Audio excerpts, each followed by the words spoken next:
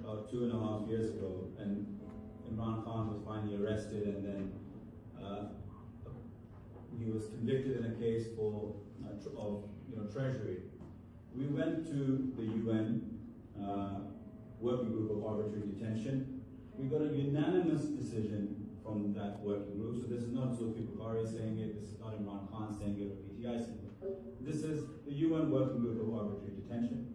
They came back with 6 recommendations, 6 recommendations, run through them briefly, release Imran Khan quickly, immediately give him compensation, put a trial and inquiry upon those who put him into this illegal detention, and then it categorically said that he was put into this illegal detention so he could be kept out of the February elections. Along with that, they said that we will give it 6 months before they release him, otherwise we will make our way to Pakistan, we'll seek permission and come, and we want the Human Rights Council to accompany us and take this matter up.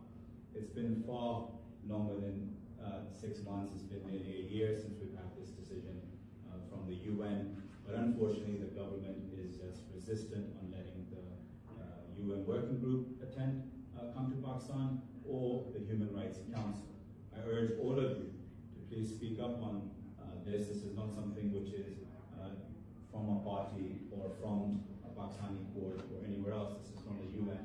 And I urge all the MPs and the democratic voices of the world to Pakistan to allow the UN working group to attend Pakistan and to allow the Human Rights Council to also take this forward.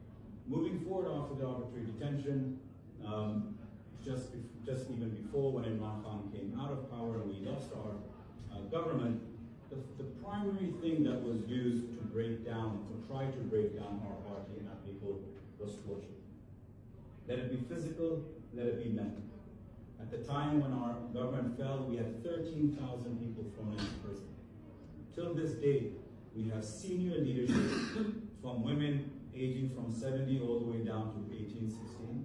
We have a senior former health minister, Yasmin Rashid Sahaba, who's still in prison. We have a couple of senators that are in prison. Imran Khan's chief of staff at the time was picked up, tortured, on record. Way of functioning was torture. And that's what I want to raise with you today. One particular incident, just before I move forward, is of a senator called Azim Swalba. He's a senior senator of our country. He's been senator numerous times, he's been minister numerous times, a man of honor. And I was there because I was and the reason I'm bringing this one up is because it's personal to me, because I was his first point of call when this happened. And because he was very vocal and close to Imran Khan, the way that it was used against him was that he spent one night in some judicial guest house in another province of Pakistan, Balochistan, and a video was made of him and his wife. And when that was sent to his wife on WhatsApp, it was an intimate video, and he called me just in tears saying, I want to commit suicide. So these are the things that our colleagues, our MPs, our senators have faced in order to leave the party and to leave Imran Khan. This senator now, he then did a press conference about it. So this is not just him saying it to me. He did a live press conference, and if you watch that press conference, he had a huge breakdown because for him it was just unsustainable to have this kind of pressure put on him and this kind of humiliation put on him. At the moment, he's been in prison for the last 4 odd months.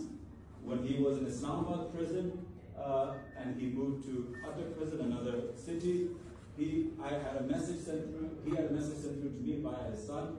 He said because it's my constituency, he said there's 1,000 prisoners in this jail who are sitting in the bare sun. They have no blankets, no pillows, no shelter, nothing covering their heads after the Islamabad protest. This is the one message. He said, forget about me. I've been in prison for 4 months, no conviction, nothing whatsoever, barely appearing in any court to get bail. They're just not allowing him. But his main message was that 1,000 are sitting under the bare sun without any accommodation or prisoner rights or anything of the sort. And this is just one prison. There are many like this across the board. 2 other main examples, Imran Khan himself.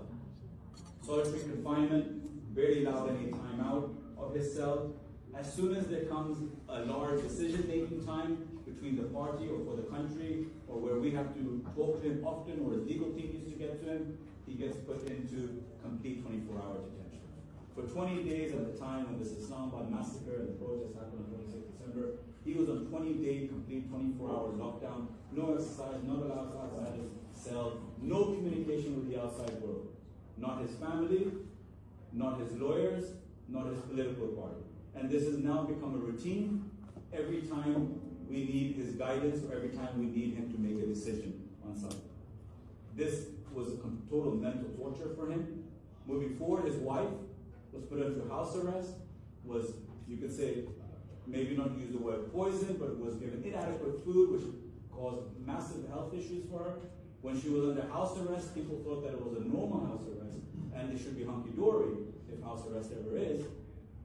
She went to court, and she gave a petition that put me back into jail. You don't see that very often in the world, that take me out of my house, my room, because the room, a large